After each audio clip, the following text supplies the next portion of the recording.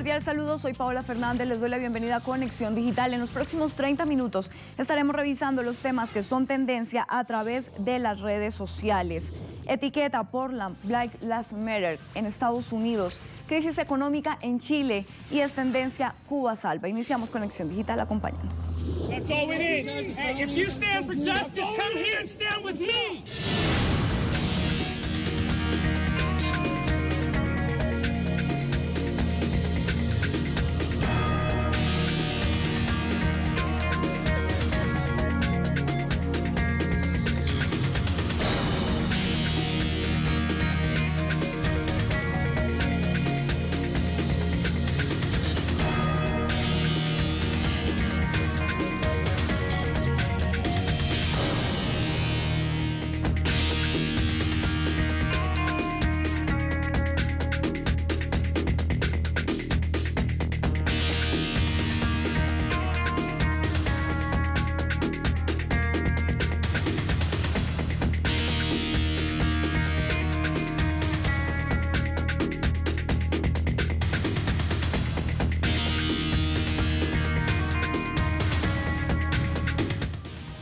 En los Estados Unidos, los agentes federales enviados por el presidente Donald Trump a la ciudad de Portland, en el estado de Oregón, arremetieron violentamente contra los manifestantes que siguen luchando contra el racismo en este país. Más de 50 jornadas de protesta han adelantado. Vamos a ver de inmediato portales. La Marea registró lo siguiente: Portland, el laboratorio de las nuevas políticas represivas de Trump. Agentes federales sin insignias ni identificación que detienen a manifestantes y se los llevan en furgonetas sin marcar. No son escenas de Chile de Pinochet o de la España de Franco, sino de los Estados Unidos de Donald Trump. La situación en Portland obedece a una serie de circunstancias concretas. A nivel local es notoria la tensión sempiterna entre la población de la ciudad, en particular sus comunidades marginadas, y la policía municipal. Más información y vamos hasta el diario Sputnik. La policía de Estados Unidos dispersa protestas en Portland y manifestantes incendian los tribunales. La protesta del 21 de julio por la noche comenzó pacíficamente con manifestantes reunidos durante varias horas cerca del Palacio de Justicia, donde bailaron y realizaron discursos. Fue lo que señaló la misma policía de la ciudad. A las 23 horas local, las fuerzas federales comenzaron a dispersar las protestas, dijo la policía. El presidente de Estados Unidos, Donald Trump, envió a las fuerzas federales a Portland para ayudar a mantener la ley y el orden y para proteger el Palacio de Justicia, pero resultaron varios heridos entre los manifestantes. Vamos a las redes sociales y revisamos reacciones sobre este tema en Twitter. También se han manifestado no solamente en las calles, sino en las redes sociales. Eric dice: un civil inmóvil tirado en la banqueta, civiles teniendo que ponerse cruces con cinta como en la guerra, militares golpeando a los médicos. Con razón la distracción de lo del consulado de China en Houston.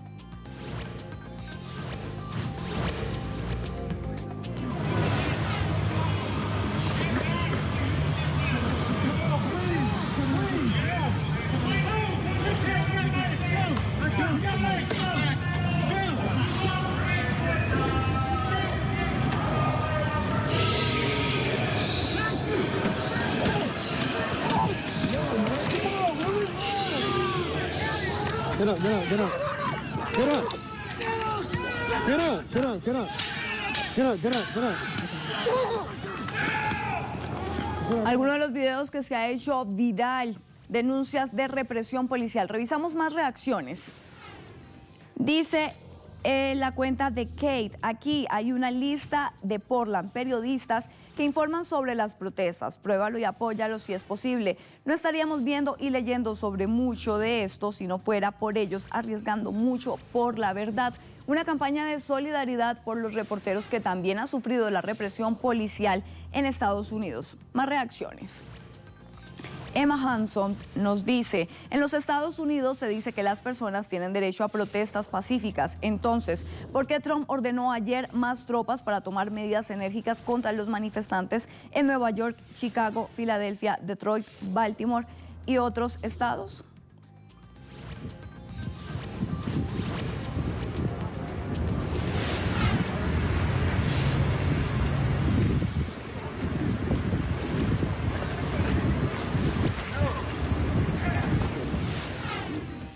Muchos videos como estos con denuncias de represión policial.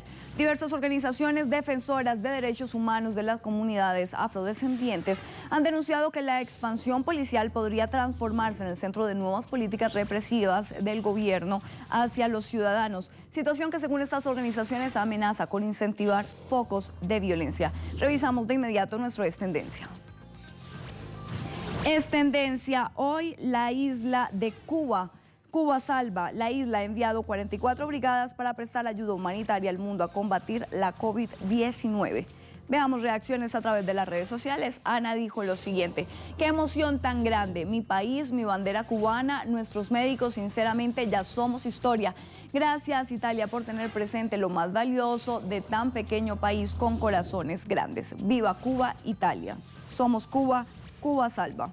Más reacciones. Lisbeth dice, Lisbeth Pérez recibe Premier de Montserrat, Estado miembro de la Comunidad del Caribe, Brigada Médica Cubana del contingente Henry Riff. Con este nuevo grupo, más 44 brigadas prestando ayuda humanitaria a Cuba Solidaria, Cuba Salva, Cuba Coopera. Juntos podemos lograrlo, venceremos. Andrés, mientras otros hacen la guerra, los pueblos se unen para apoyarse a esta pandemia que no distingue ideologías. Desde Turín, capital de la región de Piamonte, hermoso gesto de fraternidad entre Italia y Cuba.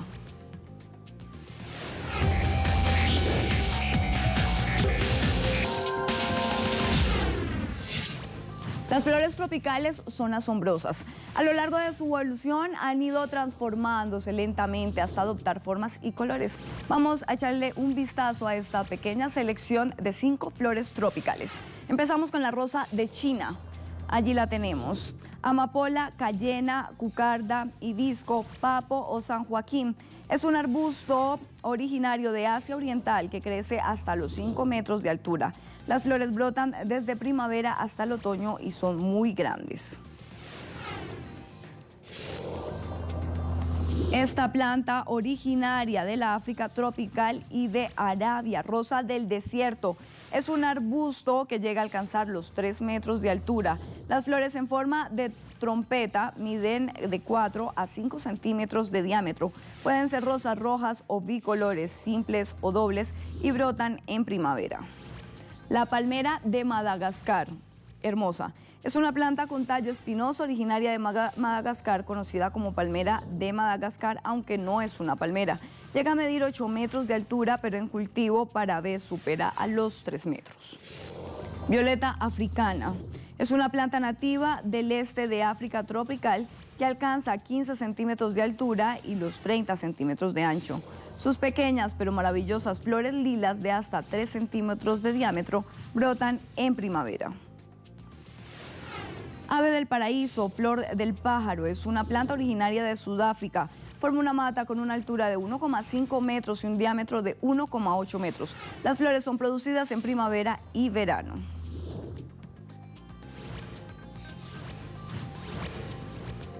Estas flores en honor a esta fecha, porque el 22 de junio se celebra el Día Internacional de los Bosques Tropicales.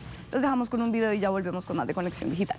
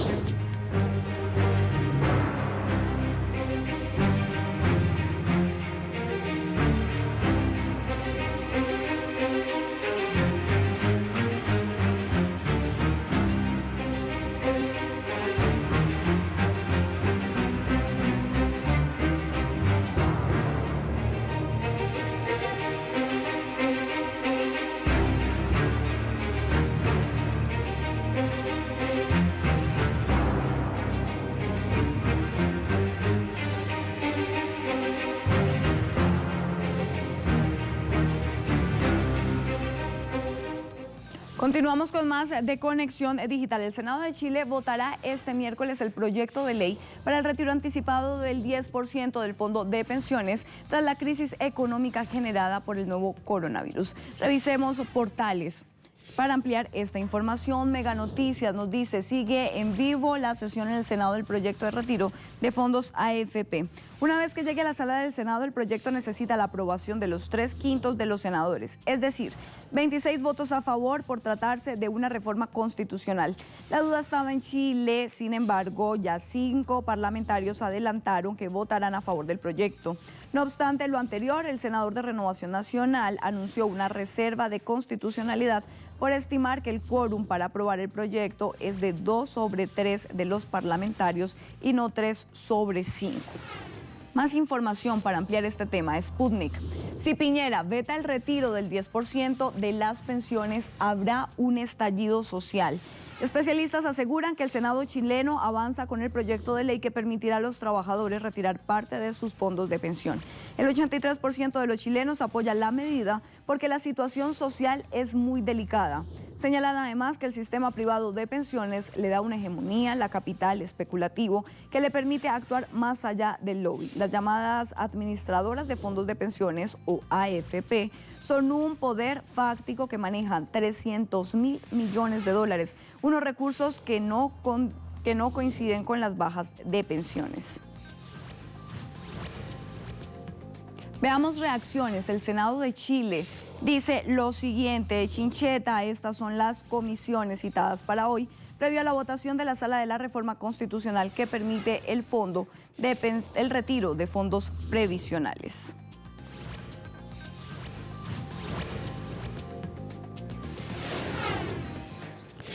Tenemos más reacciones. Coordinadora No Más AFP. No a la letra chica que busca reforzar el sistema de capitalización individual de las AFP. Atención, congresistas, estaremos vigilando su votación.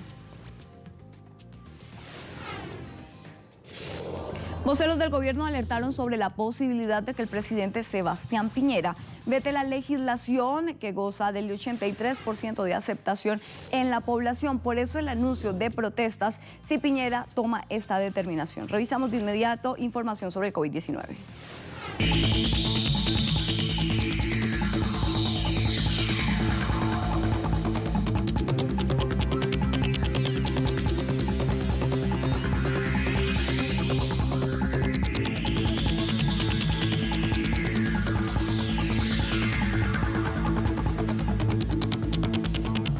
Revisemos información sobre el COVID-19 en el portal Sputnik, un tema que muchos ignoran o del que pocos hablan. Veamos este artículo. Casi la mitad de los españoles aumentó de peso durante el confinamiento. Este aumento de peso se debe en parte a un mayor uso de alimentos poco saludables durante el confinamiento. Por ejemplo, los encuestados dicen haber aumentado en un 50% el consumo de bebidas alcohólicas y bollería durante el encierro. Otro factor que influye a la mala alimentación son las situaciones de estrés o aburrimiento que se produjeron mientras la gente estaba obligada a permanecer en sus casas. Estadísticas que se presentan no solo en España, sino también en el resto del mundo. Más información sobre el COVID-19, portal La Vanguardia. Indignación en Coruña. Escuchen esta noticia. Por el viaje de Fuenlabrada con casos de coronavirus. La Junta de Galicia y el Ayuntamiento de Coruña han pedido explicaciones a la Liga y a la Federación Española de Fútbol. Este es uno de los escándalos que le está dando la vuelta al mundo por este equipo que viajó a la ciudad gallega para disputar un partido este lunes con varios contagiados de coronavirus entre sus jugadores y cuerpo técnico. Se trata del primer caso de coronavirus en un equipo de fútbol y el contagio inicial se detectó el pasado sábado en un jugador que quedó aislado y no viajó a Coruña, pero los demás sí viajaron a participar de este partido. Encendieron las alarmas y, por supuesto, la indignación. Vamos a las redes sociales de nuestros corresponsales que también nos actualizan información sobre el COVID-19. Iniciamos en el gigante sudamericano, Nacho Lemus. Escuchen este tema que también es tendencia en las redes sociales. 2 semanas después del primer examen, Bolsonaro vuelve a dar positivo en el test de COVID-19. El presidente es uno de los 2.1 millones de brasileños infectados, es decir, el 1% de la población, si tomamos como base solo los registros oficiales. Escuchemos. Saludos. 15 días después de su primer examen positivo por coronavirus, el presidente Jair Bolsonaro volvió a realizar un testeo con los médicos del Palacio de Gobierno, de la presidencia, y según los portavoces de la presidencia se ha confirmado un nuevo resultado positivo por coronavirus en el presidente brasileño. Él se mantiene en cuarentena en el Palacio de Gobierno, pese a que ha salido hacia la puerta del Palacio en los últimos días. Inclusive se ha acercado a algunos apoyadores durante el último final de semana, y se prevé que se mantenga en el Palacio de Gobierno en los próximos días, además teniendo en cuenta que él había declarado que pensaba viajar en la próxima semana. Sin embargo, ante esta confirmación de coronavirus, seguramente se mantendrá en el Palacio de Gobierno. Hay que recordar que Bolsonaro conforma un grupo de 6 miembros de la alta cúpula del gobierno brasileño que ya han sido contagiados. Esta semana los 2 nuevos casos son el del ministro de Educación, Milton Ribeiro, que recientemente asumió el Ministerio de Educación, y por otro lado el Ministerio de Ciudadanía, Onyx Lorenzoni, que también ha mostrado su examen positivo por coronavirus. Entre los funcionarios del gobierno hay más del Palacio de Gobierno hay 130 personas hasta el 10 de julio que han presentado contagio por coronavirus.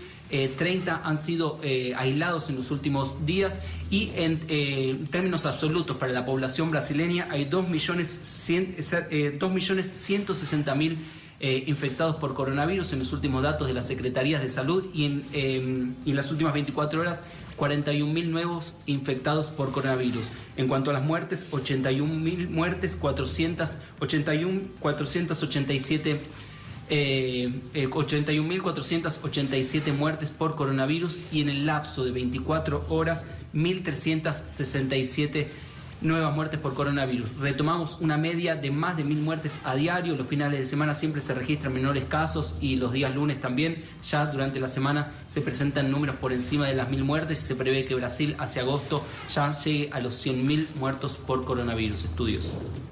Jair Bolsonaro, uno de los presidentes más cuestionados por el mal manejo a la respuesta de la pandemia del COVID-19. El gobierno de facto de Bolivia también, otro de los más criticados. Freddy Morales nos tiene esta noticia. En una semana la policía realizó el levantamiento legal de 420 cadáveres de calles, vehículos y domicilios en 5 de los 9 departamentos. Se sospecha que en el 85% de los casos se trata de coronavirus. Un informe policial reveló que entre el 15 y 20 de este mes de julio, la Fuerza Especial de Lucha contra el Crimen realizó el levantamiento legal de 420 cadáveres de calles, viviendas y vehículos en 5 de los 9 departamentos. Se sospecha que en el 85% de los casos se trata de muertes por coronavirus. Hace más de un mes que los centros hospitalarios están colapsados y rechazan pacientes, mientras hospitales estatales están vacíos, como es el caso del Hospital del Tórax de la ciudad de La Paz, porque no se realiza la desinfección de sus instalaciones. También hace un mes que hay escasez de medicinas básicas, oficialmente recomendadas, como las aspirinas y la acitromicina, además de escasez de oxígeno. El país superó los 60.000 contagios y 2.000 muertes, pero los datos oficiales provocan incertidumbre debido a la también escasez de muestras o test. En los casos en que se practican, los resultados demoran entre 10 y 20 días.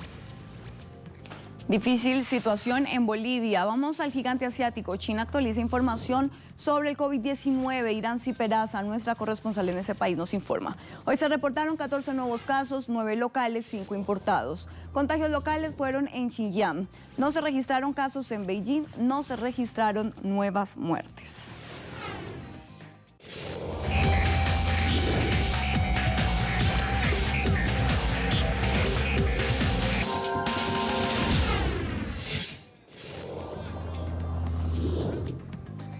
Otras noticias importantes en el mundo. En Colombia, Hernán Tobar, En Bogotá, nos dice, grave crisis humanitaria en el departamento del norte de Santander, Colombia. Comunidades campesinas denuncian presencia y actuar de los paramilitares que han provocado el desplazamiento de más de 600 personas de las regiones de Tibú y el Catatumbo. Escuchemos. Gracias, pues sí, efectivamente una situación muy compleja que en materia de derechos humanos se vive en el departamento del norte de Santander. Organizaciones de derechos humanos, organizaciones campesinas vienen denunciando la presencia de paramilitares pertenecientes a los rastrojos. Recientemente se conoció el pasado fin de semana una masacre cometida, según las denuncias de la organización campesina del Catatumbo, cometida por ese grupo paramilitar. 8 personas fueron asesinadas, esto en zona rural de Cúcuta.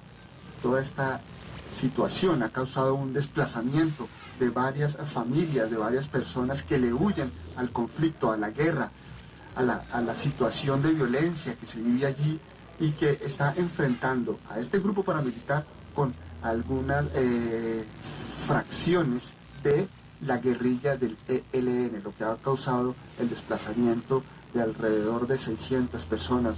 Según organizaciones de derechos humanos y campesinas, este desplazamiento puede seguir incrementándose debido a la actividad de guerra y de enfrentamiento que estos dos grupos están desarrollando allí en la zona del Catatumbo. Por eso hacen un llamado a las distintas organizaciones de derechos humanos para que hagan presencia, haya un respaldo y haya un acompañamiento precisamente a estas familias que han dejado abandonadas sus enseres y sus viviendas para resguardarse de la situación violenta y de los enfrentamientos entre estos grupos armados que se disputan los territorios, que se disputan las rentas ilegales y que, bueno, están causando bastantes desplazamientos allí en la zona de norte de Santander, en la zona de Tibú y el Catatumbo, allí en este departamento colombiano fronterizo con Venezuela. Crisis humanitaria en Colombia. Más información. Lianet Cruz nos informa sobre los presidentes de Turquía y Rusia, quienes consideran la creación de un grupo de trabajo conjunto en pos de un alto al fuego duradero y sostenible en Libia, informó hoy la Cancillería turca. La cuenta de nuestro canal Telesur TV, a propósito del cumpleaños de Telesur, el expresidente de Brasil, Lula da Silva, reitera las felicitaciones a Telesur. Significan un motivo de orgullo para la comunicación en América Latina. 15 años al aire libre. Escuchemos. Companheiros e companheiras da Telesur, eu quero me dirigir a vocês primeiro para cumprimentar vocês pelo 15º aniversário da Telesur. E dizer para vocês que vocês significam motivo de orgulho para todo latino-americano que quando viaja para qualquer parte do mundo, sobretudo para o norte do mundo, para os países ricos, que a única informação que a gente obtém é pela Telesur. Vocês viraram motivo de orgulho para a comunicação da América do Sul e da América Latina. Continue trabalhando, porque vale a pena o nosso continente ter uma televisão da qualidade da Telesur. Um abraço, boa sorte e eu espero estar junto com vocês quando vocês comemorarem 30 anos de Telesur. Teníamos el saludo del expresidente de Brasil. Pasamos ahora a nuestra caricatura del día.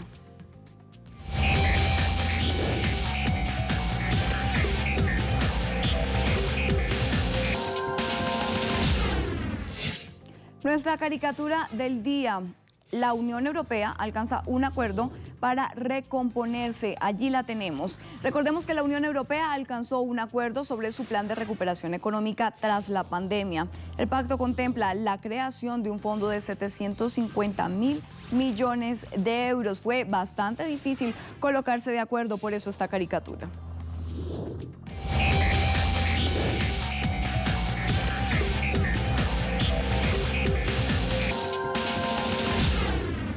Cambiamos totalmente de tema y revisamos lo más recomendado que lo encontramos en nuestro portal Telesur. Noticias de Cuba mantiene conciertos virtuales en medio de la COVID-19. Una excelente noticia, porque a pesar de que es una iniciativa de Cuba, lo podemos ver en cualquier parte del mundo.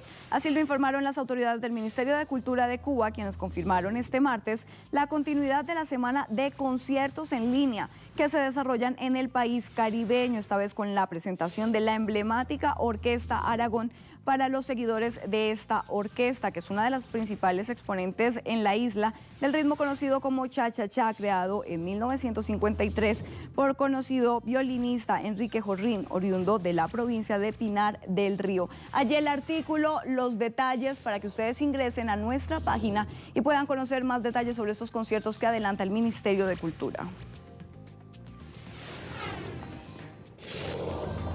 Llegamos al final de Conexión Digital, los dejamos con un concierto de Omar Portuondo y la orquesta que le acompaña, Falde, esto con motivo de la invitación que les extiende el Ministerio de Cultura de Cuba y sus conciertos en línea. ¡Feliz día!